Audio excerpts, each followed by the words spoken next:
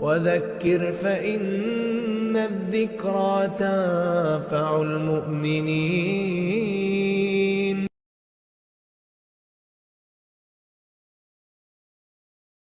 فلا مضل له ومن يضلل فلا هادي له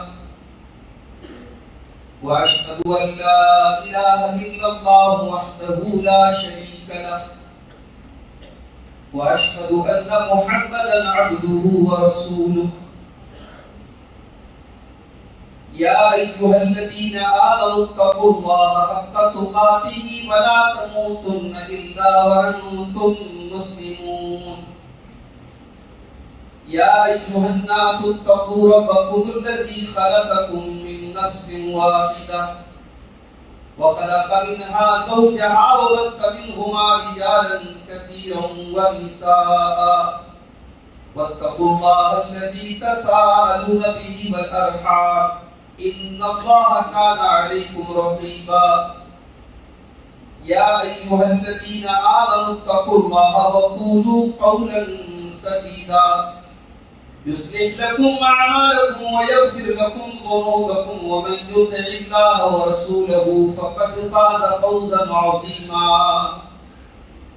أما بعد فإن خير الحديث كتاب الله وخير الهدي هدي محمد صلى الله عليه وسلم وشر الأمور محدثاتها وكل محدثة بدعة وكل بدعة ضلالة وكل ضلالة في النار.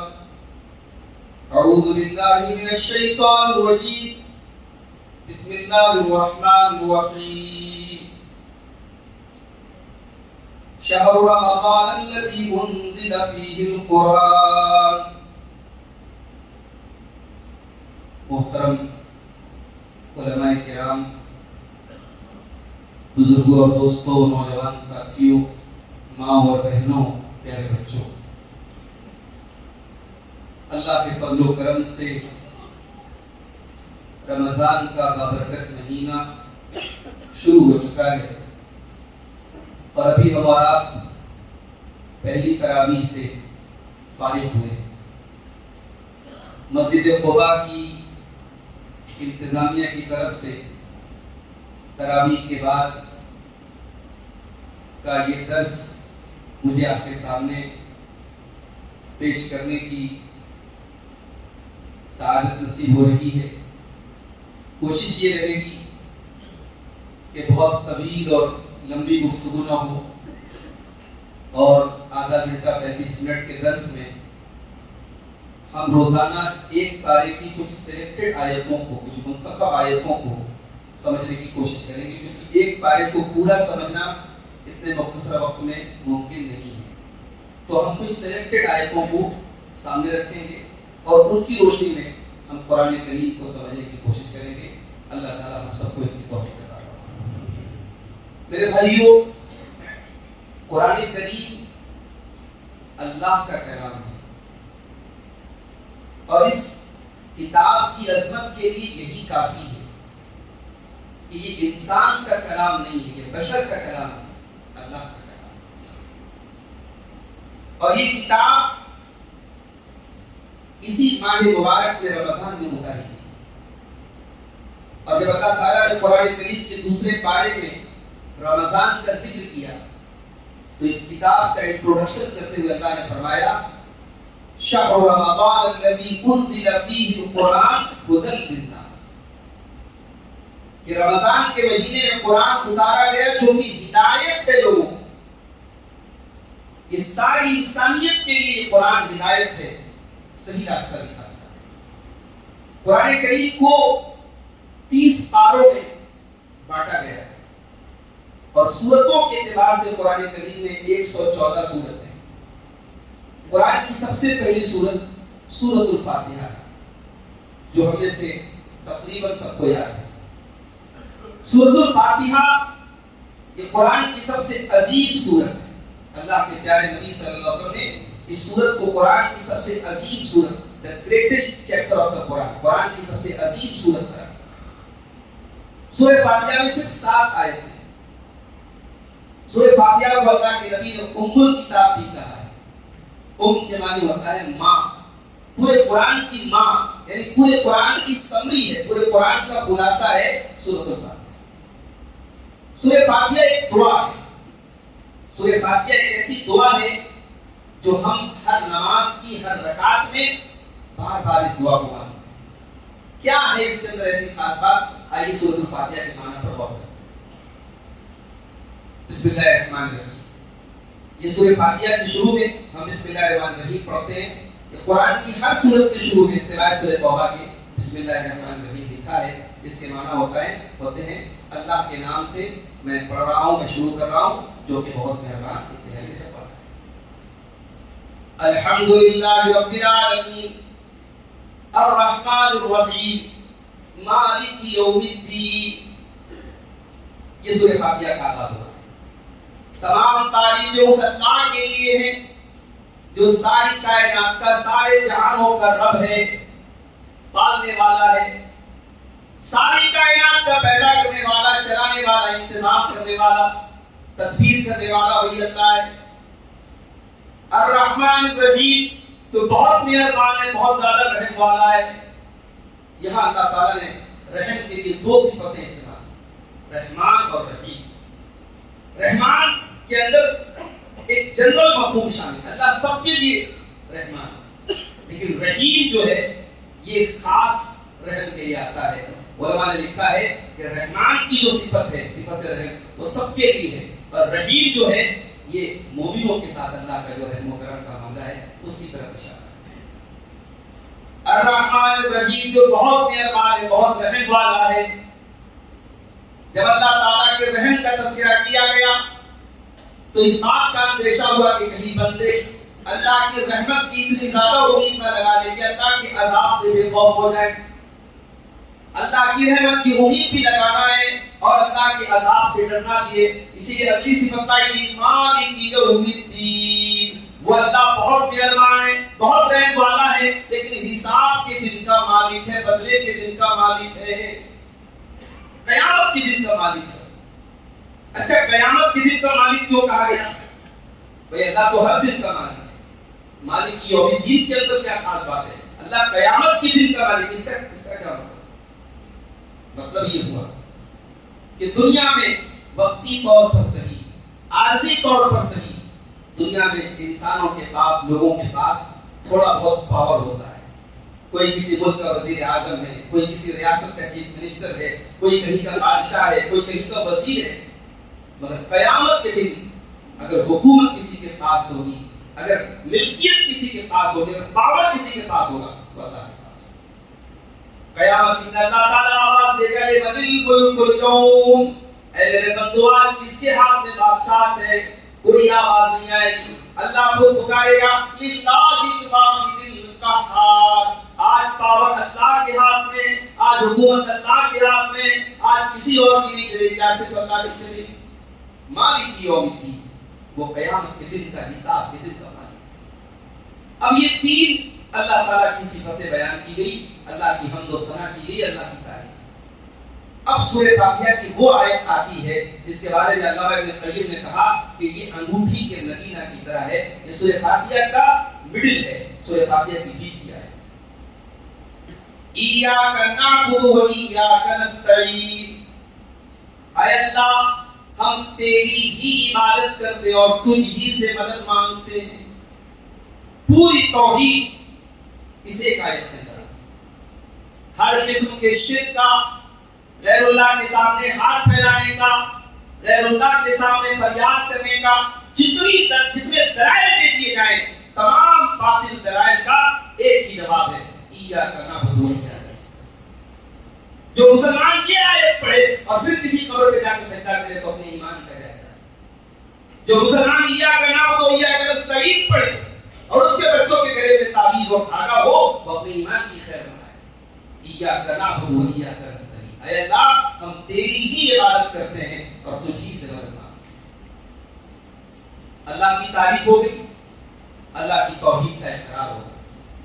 اب بندہ اپنے مدعے پر آتا ہے، بندہ اپنے مطلب پر آتا ہے. اہدنا الصراط المستقیم. اے اللہ تو ہم کو صراط مستقیم کی ہدایت عطا فرما. ہدایت کا کیا مطلب ہوتا ہے؟ اس کو نوٹ کر لیجئے کہ ہدایت عربی زبان میں دو معنی میں آتا ہے. ایک ہوتی ہے ہدایت دلالت، ہدایت ارشاد. مثال کے طور پہ میں بنگلور سے آ رہا ہوں، اب مجھے چکن دھوکا جانا ہے. میں نے کسی سے پوچھا بھائی چکن دھوکا جانا ہے، مجھے راستہ بتا دو. اس نے راستہ بتا دیا. یہ ہے ہدایت دلالت، ہدایت ارشاد، راستہ دکھا دینا، راستہ بتا دینا. اور ایک ہوتی ہے ہدایت توفیق، کہ ایک انسان صرف راستہ نہیں دکھا رہا ہے، راستہ بتا نہیں رہا ہے، وہ آپ کو چل کے منزل پر پہنچا رہا ہے. جب اللہ تعالیٰ سے کہتے ہیں اہدنا الصراط المستقیم، ہم ہدایت کی دونوں قسموں کا اللہ تعالیٰ سے سوال کرتے ہیں. اے اللہ تو صراط مستقیم کا راستہ ہم کو دکھا دے، تو سیدھا راستہ دکھا دے، بتا دے. اور اے اللہ تو سیدھے راستے پر ہم کو چلنے کی توفیق بھی عطا فرما دے. ہم دونوں طریقے کی ہدایت اللہ سے. اچھا، صراط مستقیم دکھا دے، اللہ کیسے دکھائے گا؟ شریعت کا صحیح علم آپ کو دے. یعنی ہم جب یہ صراط المستقیم کہتے ہوئے اللہ سے دعا کرتے ہیں اللہ تو شریعت کا صحیح علم ہم کو دے دے. اور علم اگر مل گیا تو پھر اسی علم کے مطابق انسان عمل کرے گا تو ظاہر ہے کہ آٹومیٹک وہ صراط المستقیم پر چلے گا. تو گویا جب ہم اہدنا الصراط المستقیم کہتے ہیں تو اللہ تعالیٰ سے علم بھی مانگتے ہیں اور عمل بھی مانگتے ہیں. اے اللہ ہم کو تو علم نافع عطا فرما اور عمل صالح عطا فرما. اسی کو بندہ کہتا ہے اہدنا الصراط المستقیم، اے اللہ تو صراط المستقیم پر سیدھی راہ پہ پہنچا. اچھا، انسان کی ایک فطرت ہے، راستہ کتنا بھی اچھا کیوں نہ ہو، انسان اگر تنہا ہو، اکیلا ہو تو انسان ڈرتا ہے، خوفزدہ ہوتا ہے. کسی ہائی وے پر بھی آپ کو جانا ہو اور آپ کی گاڑی اکیلی چل رہی ہو تو کہیں نہ کہیں ایک خوف ہوتا ہے، اس راستے پر میں اکیلے جا رہا ہوں. جب ہم نے اللہ سے یہ کہا کہ اہدنا الصراط المستقیم، اے اللہ ہم کو سیدھے راستے پر چلا، سوال یہ پیدا ہوا کہ کیا اس راستے پر میں اکیلا جا رہا ہوں؟ کیا اس راہ کا کوئی اور مسافر نہیں ہے؟ اس راہ پہ کوئی اور چلنے والا نہیں ہے؟ جواب دیا گیا صراط الذین انعمت علیہم، یہ وہ راستہ ہے جس راستے پر اللہ کے وہ تمام بندے چلتے رہے ہیں اور چلتے رہیں گے جن پر اللہ کا انعام ہوا ہے. اللہ کا انعام کس کے اوپر ہوا ہے؟ سورہ نساء میں اللہ تعالیٰ نے کہا مع الذین انعم اللہ علیہم من النبیین والصدیقین والشہداء والصالحین. اللہ کے انعام یافتہ بندے کون ہیں؟ اللہ کے انبیاء ہیں، صدیقین ہیں، شہداء ہیں، صالحین ہیں. اے اللہ تو ہم کو نبیوں کے راستے پہ چلا، صدیقین کے راستے پہ چلا، شہداء کے راستے پہ چلا، صالحین کے راستے پر چلا. صراط الذین انعمت علیہم، اے اللہ ہمیں ان کے راستے پر چلا جن پر تیرا انعام ہوا ہے، جن پر تیرا کرم. اس کے بعد ہم ایک ایکسیپشن کرتے ہیں، غیر المغضوب علیہم، اے اللہ ہمیں ان کے راستے پر تو نہ چلا جن کے اوپر تیرا غضب نازل ہوا. کوئی بتا سکتا ہے کس کے اوپر اللہ کا غضب نازل ہوا؟ بتاؤ بھائی، مسجد قباء والوں. یہود و نصارہ. آپ نے جواب تو صحیح دیا، مگر علماء نے عام طور سے تفسیر کی ہے کہ مغضوب علیہم سے مراد یہودی ہیں اور ضالین سے مراد کون ہے؟ نصارہ. ایسا کیوں؟ کیا اللہ کا غضب صرف یہودیوں پر نازل ہوا اور کیا گمراہ صرف نصارہ ہیں؟ ایسا تو نہیں.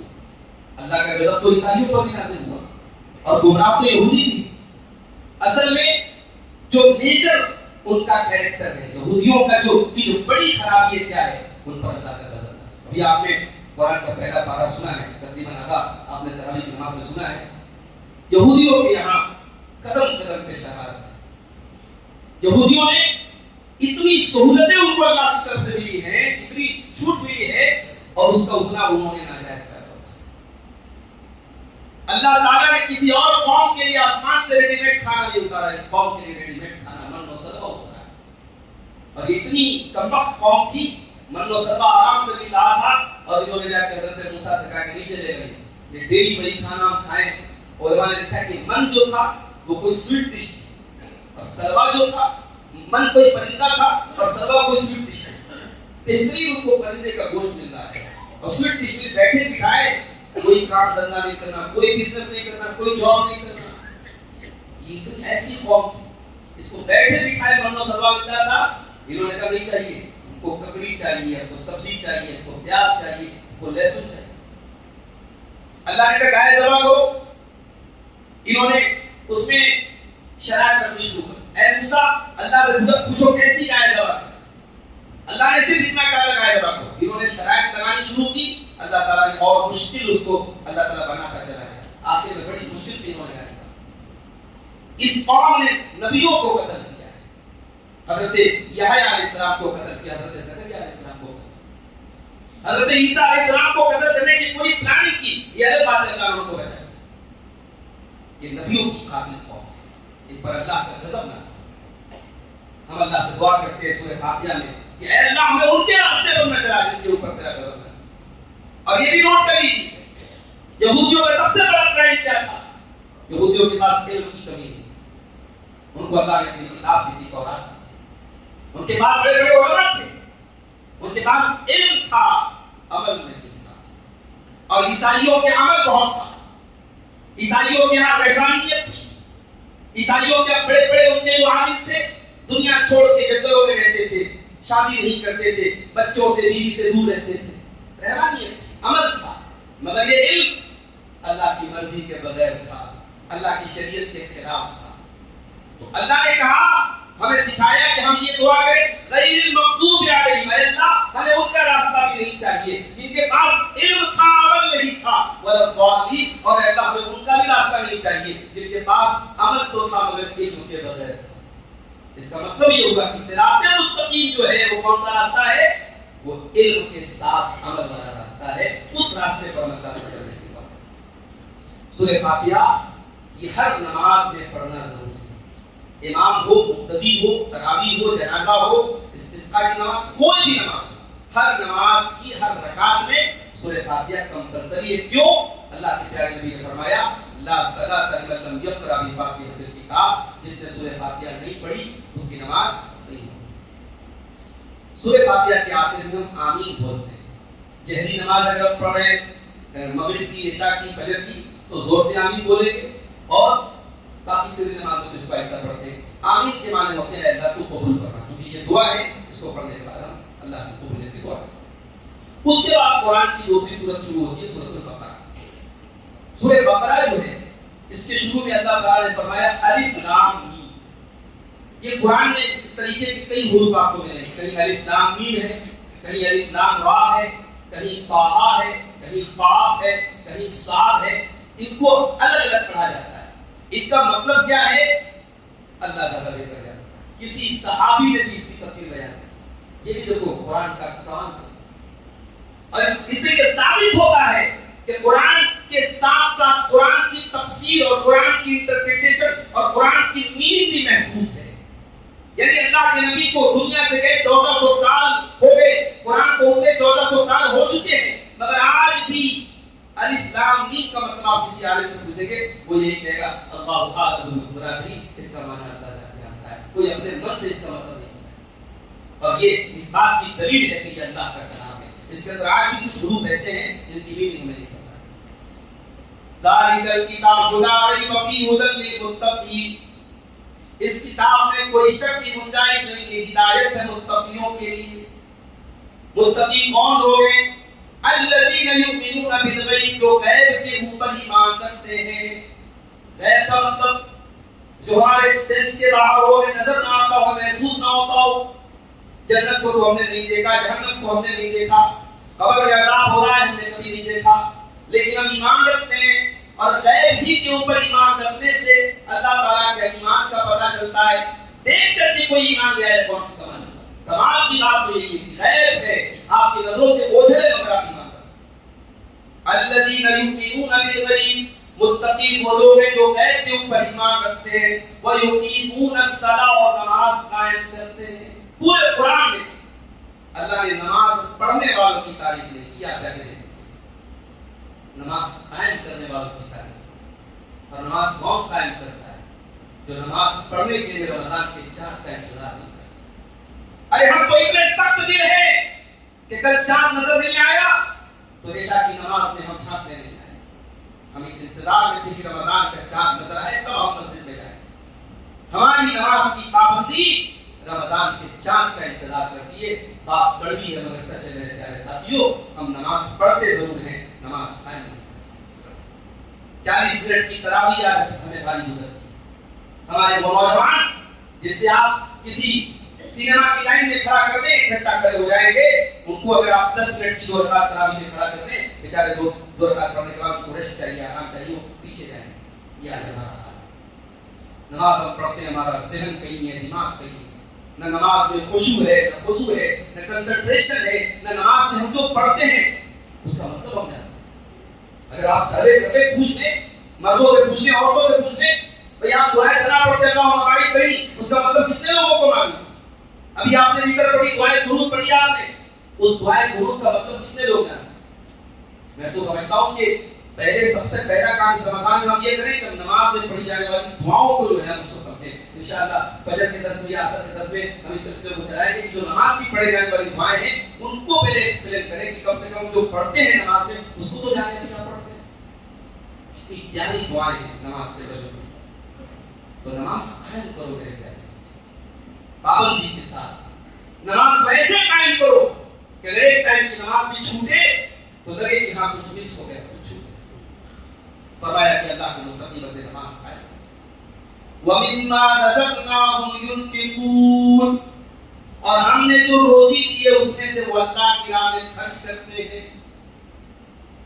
والذین یؤمنون بما انزل الیک وما انزل من قبلک, اور اے نبی وہ قرآن کے اوپر ایمان رکھتے ہیں اور قرآن سے پہلے اترنے والی کتابوں کے اوپر ایمان رکھتے ہیں. وبالآخرۃ هم یوقنون, اور آخرت کے اوپر یقین رکھتے ہیں. اولئک علی ھدی من ربہم واولئک هم المفلحون, یہی وہ لوگ ہیں جو ہدایت پر ہیں. آپ نماز پڑھے بغیر ہدایت پر نہیں ہو سکتے. آپ غیب کے اوپر ایمان لائے بغیر ہدایت پر نہیں. اللہ نے آپ کو روزی دی ہے اور وہ روزی آپ اللہ کی راہ میں خرچ نہیں کرتے, آپ ہدایت پر نہیں ہو سکتے. اگر آپ آخرت کے بارے میں ڈاؤٹ ہے, دل میں شک ہے, یقین نہیں ہے, تو آپ ہدایت پر اگر آنا ہے تو یہ 5 کیریکٹرز, یہ 5 صفتیں ہمارے اندر ہو سکتی. پہلی ایمان بالغیب, دوسری نماز قائم کرنا, تیسرے قرآن پر ایمان رکھنا, تیسرے اللہ کی راہ میں خرچ کرنا, چوتھے قرآن پر اور دیگر آسمانی کتابوں پر ایمان رکھنا, اور 5ویں چیز آخرت پر یقین. اس کے بعد میرے پیارے ساتھی اور ہے قرآن کا پہلا پارہ ہم نے کھولا ہے سورہ بقرہ کو. اللہ تعالیٰ نے منافقوں کا ذکر, فی قلوبہم مرض فزادہم اللہ مرضا, ان منافقوں کے دل میں نفاق کی بیماری ہے. یہ ان کے دل میں اسلام کی دشمنی ہے, نبی کی دشمنی ہے. جب ان کے دل میں اسلام کی بیماری, نفاق کی بیماری ہے, تو اللہ نے ان کی بیماری کو اور بڑھا دیا. آپ اپنے آپ کو جیسا ڈھالیں گے اللہ ویسا بنا دے. اگر آپ اپنے دل کو بیمار بنائیں گے, دل میں ایمان کو کمزور کریں گے, اللہ کی محبت کو کمزور کریں گے, آٹومیٹک آپ کے دل سے ایمان نکلتا جائے گا. انسان سب سے پہلے اپنے دل کو ٹٹولے میں رکھتا ہے. اللہ نے منافقوں کا ذکر کیا تو پہلے ان کے دل کا ذکر کیا. آج افسوس کی بات ہے کیا ہماری مائیں بہنیں, ہمارے نوجوان چہرے پر بہت محنت کرتے ہیں, کپڑے پر بہت محنت کرتے ہیں. میں ابھی آ رہا تھا, بنگلور ایئرپورٹ پر بیٹھا تھا, فلائٹ میں جب میں بیٹھا میرے سامنے آگے والی فلائٹ سیٹ پر ایک نوجوان بیٹھا, دیکھا اس نے موبائل پر ایک پرفیوم کا آرڈر کیا. میرے سامنے اس نے آرڈر 6,000 روپے کا پرفیوم. بھائی اچھا خاصا اس کا مطلب وہ پیسے والا تھا تو آرڈر کرنا. 6,000 کا اس نے میری آنکھوں کے سامنے پرفیوم کا آرڈر. ہمارا نوجوان اپنی خوشبو پر, اپنے کپڑے پر, اپنے ڈریسنگ سینس پر کتنا خرچ کرتا ہے, جبکہ اصل مسئلہ تو دل کا ہے. آپ کتنے خوشبودار ہیں, آپ کتنے بہترین ڈریسنگ سینس والے ہیں, آپ کتنے اسمارٹ اور ہینڈسم ہیں, اللہ تعالیٰ کا میٹر نہیں کرتا. اسی سورہ بقرہ میں آگے اللہ تعالیٰ نے یہودیوں کا ذکر کیا کہ اے یہودیوں تم نے اللہ کو اتنا ناراض کیا, اتنا ناراض کیا. ثم قست قلوبکم من بعد ذلک, تمہارے دل پاپ کرتے کرتے, اللہ کو ناراض کرتے کرتے تمہارے دل کٹھور ہو چکے ہیں, کٹھور ہو گئے تمہارے دل. فَهِيَ كَالْحِجَارَةِ أَوْ أَشَدُّ قَسْوًا, تمہارے دل تو پتھروں سے بھی زیادہ کٹھور ہو گئے. وَإِنَّ مِنَ الْحِجَارَةِ لَمَا يَتَفَجَّرُ مِنْهُ الْأَنْهَارُ, ارے پتھر تو کچھ ایسے بھی ہوتے ہیں کہ پتھر کے اندر سے نہریں جاری ہونے لگتی ہیں. وَإِنَّ مِنْهَا لَمَا يَشَّقَّقُ فَيَخْرُجُ مِنْهُ الْمَاءُ، پتھر تو کچھ ایسے بھی ہوتے ہیں کہ پتھر سے رس کر کے پانی نکلنے لگتا ہے. وَإِنَّ مِنْهَا لَمَا يَهْبِطُ مِنْ خَشْيَةِ اللَّهِ، اور پتھر تو ایسے بھی ہوتے ہیں جو اللہ کے خوف سے گر جاتے ہیں. اے انسان، تیرا دل تو پتھر سے نکالا کٹھور ہو چکا ہے. ایک دور تھا، ایک دوست اپنے دوست کو اسٹیشن پہنچانے جاتا تھا، رونے لگتا تھا. دل نرم تھے لوگ، اپنے دوستوں کو، اپنے یاروں کو، اپنے عزیزوں کو کہیں رخصت کرنے جاتے تو رونے لگتے. اب تو جنازہ میں جاتے ہیں، مٹی دے کے چلے آتے ہیں اور ہنستے رہتے ہیں، ٹہکا لگاتے رہتے ہیں، کیونکہ دل کٹھور ہو چکا ہے. میرے ساتھیوں، دل پر محنت کرو. سورہ بقرہ کی اسٹارٹنگ میں اللہ تعالیٰ نے منافقوں کا ذکر کیا کہ ان کے دل بیمار تھے، اس لیے اللہ نے ان کی بیماری کو. اس کے بعد اللہ تعالیٰ نے ایک چیلنج کا ذکر کیا کہ قرآن ایک چیلنج ہے. وَإِن كُنتُمْ فِي رَيْبٍ مِّمَّا نَزَّلْنَا عَلَىٰ عَبْدِنَا، اے لوگوں، اگر تمہیں کوئی ڈاؤٹ ہے، شک ہے اس کتاب کے بارے میں جو کتاب ہم نے اپنے بندے پر اتاری. یا بندہ کیوں کہا اللہ؟ نبی کیوں نہیں کہا؟ رسول کیوں نہیں؟ بندہ کیوں کہا؟ بندہ اس لیے کہا تاکہ دنیا جان لے کہ محمد رسول اللہ ایک بشر ہیں، اللہ کے بندے ہیں، لیکن یہ کلام بندے کا کلام نہیں، یہ کلام محمد کے رب کا کلام ہے صلی اللہ علیہ وسلم، یہ اللہ کا کلام ہے. اسے بندہ کہا تاکہ دنیا جان لے کہ نبی تو بشر ہیں مگر قرآن کسی بشر کا کلام نہیں ہے. اے لوگو، اگر اس کتاب میں کوئی شک ہے، وَإِن كُنتُمْ فِي رَيْبٍ مِّمَّا نَزَّلْنَا عَلَىٰ عَبْدِنَا، اگر اس کتاب کے بارے میں کوئی شک ہے جو اپنے بندے پر ہم نے اتاری ہے، فَأْتُوا بِسُورَةٍ مِّن مِّثْلِهِ، تو قرآن کی جیسی ایک سورت لے آؤ. ان کنتم صادقین، اگر تم سچے ہو. یہ قرآن کس کو چیلنج دے رہا؟ آپ کو معلوم ہے وہ اتنے، ان کا لٹریچر اتنا ہائی تھا کہ ان کے یہاں 7 ایسے شاعر تھے جن کی شاعری کا جو مجموعہ کلام تھا وہ خانہ کعبہ میں سونے کے حروف سے لکھ کر کے لٹکایا جاتا تھا. اتنے بڑے وہ شاعر تھے، اتنے بڑے وہ ادیب تھے، اتنا ہائی فائی کا لٹریچر. وہ عرب کے لوگ تھے. یہ کتاب ان کو چیلنج دے رہی ہے. اے دنیا کے سب سے کلاسیکل لٹریچر والوں، اے دنیا کے سب سے اعلیٰ ادب والوں، جنہیں اپنی زبان پر ناز ہے، اپنے لٹریچر پر ناز ہے، اپنے ادب پر ناز ہے، اس کتاب کی کوئی ایک آیت اس کی تم کاپی کر کے دکھا. سارا عرب خاموش. اس دور کے کوئی بیوقوف جو ہے، ابھی ایک عیسائی مشنریوں نے ایک نقلی قرآن چھاپا تھا، خاص طور سے عرب کی کئی کنٹریز میں اس کو بانٹا گیا تھا الفرقان کے نام سے. کویت وغیرہ میں بہت بانٹا گیا.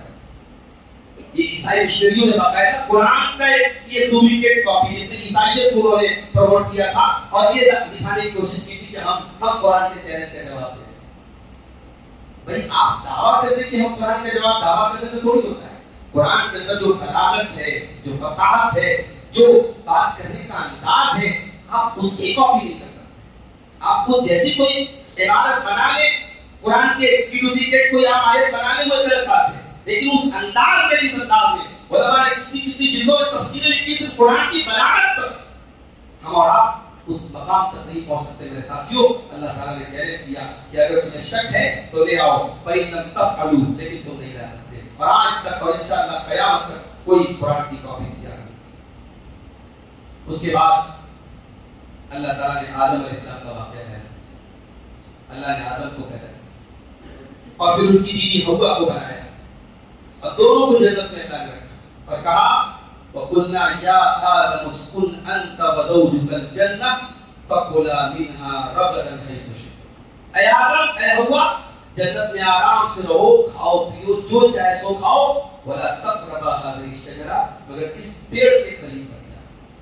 ایک نکتہ بتاتا ہوں، اللہ تعالیٰ نے کبھی بھی حلال کے مقابلے میں حرام کو زیادہ نہیں رکھا ہے. یہ بات یاد رکھیے.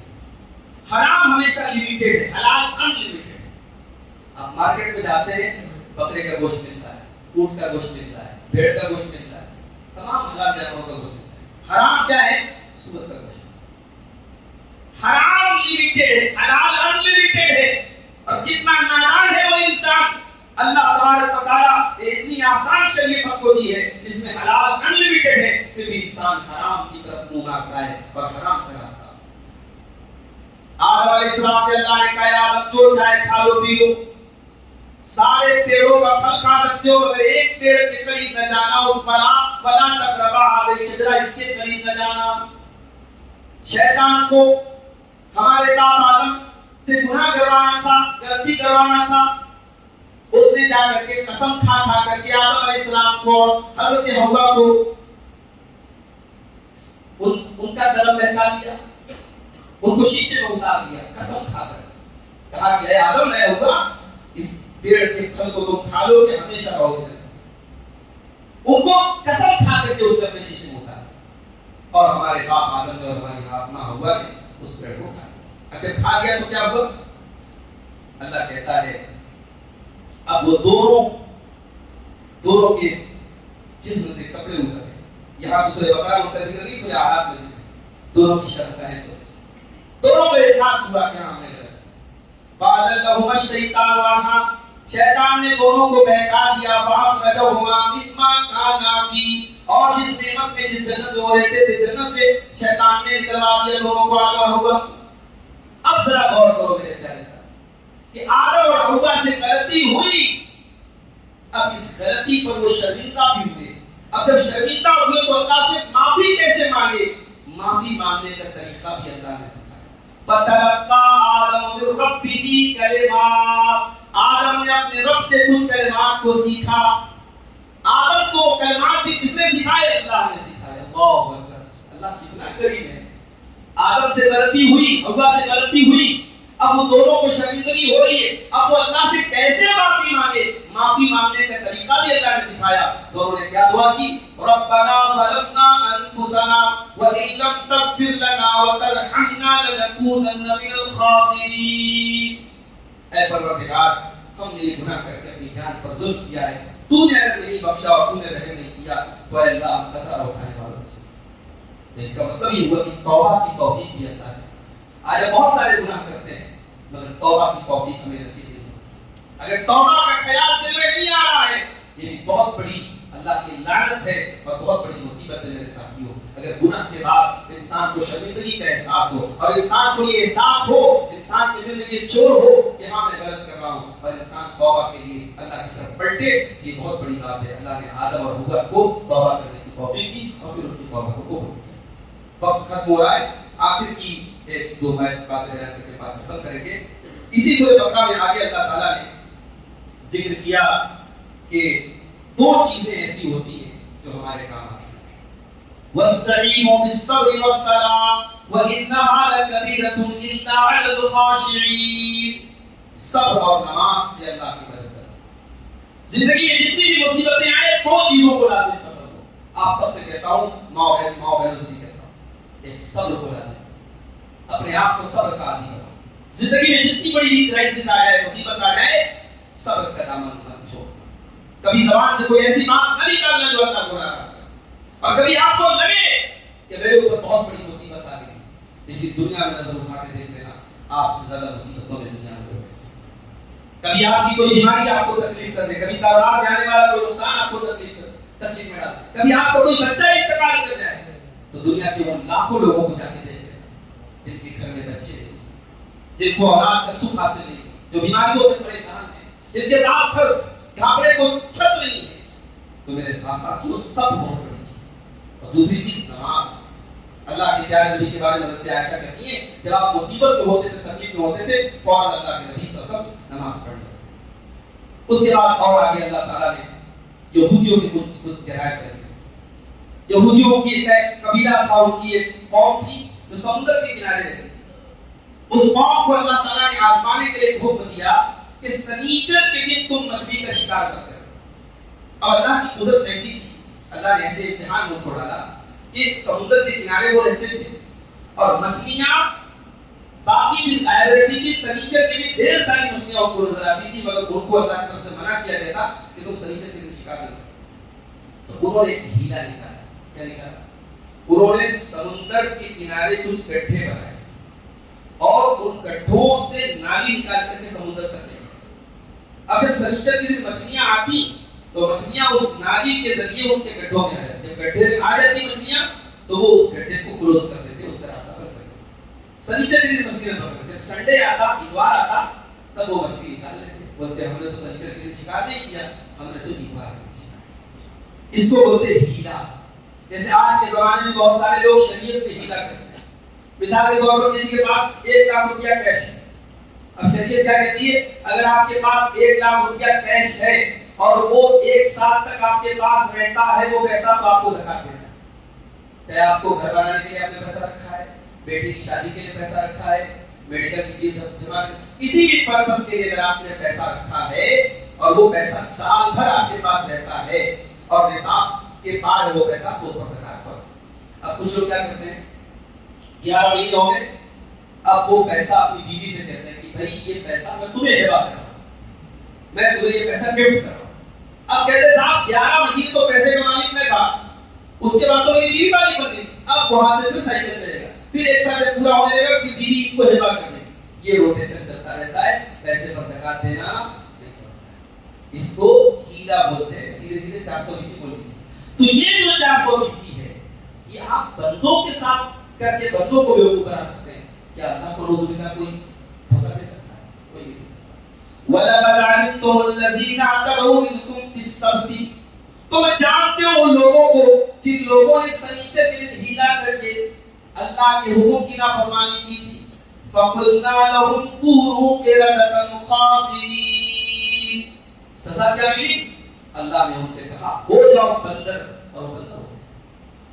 اللہ نے شریعت میں ہیلا کرنے والے اور مکار اور دھوکے والوں کو کیا سزا دی؟ اللہ نے کہا ہو جاؤ بندر, کونوا قردۃ خاسئین, ہو جاؤ ذلیل بندر, بس وہ بندر ہو. اس کا مطلب یہ ہوا کہ اللہ تعالیٰ جب یہ کہتا ہو جاؤ, کوئی کسی چیز سے کہتے ہو جا, وہ چیز ہو جاتی.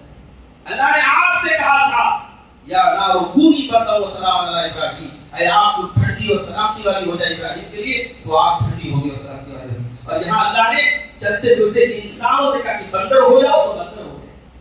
اب کچھ لوگ پوچھتے ہیں کہ یہ آج کے زمانے میں جو بندر ہیں کیا یہ انہی بندروں کی اولاد ہے؟ اس کا کوئی کنفرمیشن نہیں. وہ بندر اللہ نے ان کو بنایا, ہو سکتا ہے اس زمانے میں وہ بندر بنے پھر مر گئے بیٹے, ان کی اولاد ہوئی بھی نہیں ہوئی. اب آج کے دور کے بندروں کو ہم یہ سوچیں کہ انہی یہودیوں کی اولاد ہے, تو ایسا ماننا ٹھیک نہیں. تو میں اب یہ سورہ بقرہ کی آیتیں ہیں. اس کے بعد آخر میں اللہ تعالیٰ نے پہلے پارے کے آخر میں ایک بڑی پیاری بات ارشاد فرمائی صحابہ کی عظمت کے بارے میں. اور یہ بات کم سے کم ہمارے نوجوانوں کو یہ بات بہت اچھے طریقے سے سمجھنے کی چیز. اللہ نے فرمایا فَإِنْ آمَنُوا بِمِثْلِ مَا آمَنْتُمْ بِهِ فَقَدِ اهْتَدَوْا, کہ اے لوگوں جب تم میرے نبی کے صحابہ کے جیسا ایمان لاؤ گے تب تم ہدایت پاؤ گے.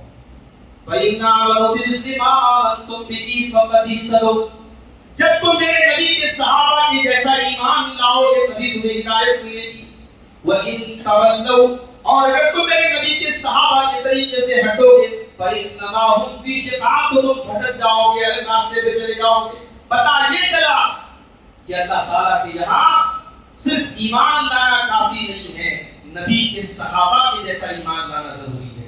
آج ہمارے بہت سارے نوجوان کان کھول کے سن لیں, اگر وہ ایسے مقررین اور ایسے اسکالرز اور ایسے لوگوں کی باتوں سے بڑے متاثر اور امپریسڈ ہیں کہ صاحب وہ بڑی اچھی باتیں کرتا ہے, وہ بڑے ریفرنس کے ساتھ باتیں کرتا ہے, آپ یہ دیکھیں کہ اس کا منہج کیا ہے. اگر اس کا منہج صحابہ کا منہج نہیں ہے اور وہ صحابہ کے منہج سے آپ کو ہٹا رہا ہے, صحابہ کے بارے میں آپ کو بدگمان کر رہا ہے, وہ کوئی بھی ہو اور کتنی اچھی باتیں کیوں نہ کرتا ہو, ہمارے لیے وہ حجت نہیں بن سکتا. صحابہ کے جیسا ایمان لانے والا ہی اللہ کے احکام میں. اور سورہ بقرہ کے آخر میں اللہ تعالیٰ نے, پہلے پارے کے آخر میں اللہ تعالیٰ نے بات یہ کہی تلک امۃ قد خلت لہا ما کسبت ولکم ما کسبتم ولا تسألون عما كانوا يعملون. اللہ نے کہا کہ یہ پہلے کی امتیں گزر گئی, انہوں نے جو عمل کیا وہ پائیں گی, اور تم جو عمل کرو گے تم پاؤ. اس سے یہ معلوم ہوا کہ ہم سے پہلے کے جو لوگ گزر گئے ہمیں ان کے بارے میں بہت زیادہ نکتہ چینی نہیں کرنی چاہیے. اور شریعت کا ایک عام قاعدہ ہے مرے ہوئے لوگوں کے بارے میں کبھی بھی زبان سے عیب والی بات نہیں نکالنی چاہیے. لا تسبوا الاموات, اللہ کے پیارے رسول کی حدیث ہے, مردوں کو برا بھلا مت کہو. فإنهم قد أفضوا إلى ما قدموا, انہوں نے جو کام کیا وہ کر کے اللہ کے پاس چلے. تو ہمیں پہلے کے لوگوں کے باتوں کو لے کر کے ہم اس پر بیٹھ کر کے ان پر اعتراض کریں, یہ صحیح نہیں. اور خاص طور سے جو اس امت کے اسلاف تھے, صحابہ تھے, تابعین تھے, وہ انسان ہی تھے, بشر تھے, مگر بہترین لوگ تھے میرے ساتھ. ہمارا آپ کے سامنے کچھ نہیں ہے. صحابہ کرام اس امت کے سب سے بہترین لوگ تھے. انہوں نے اگر ان سے کچھ خطائیں بھی ہوئی, ان کی آپس میں کچھ جنگیں بھی ہوئی, کچھ اختلافات بھی ہوئے, ہمیں کوئی حق نہیں پہنچتا کہ صحابہ کے اختلاف کو بنیاد بنا کے ہم کسی صحابی پر پیچھے ہو جائیں، ہم کسی صحابی کو برا بنائیں۔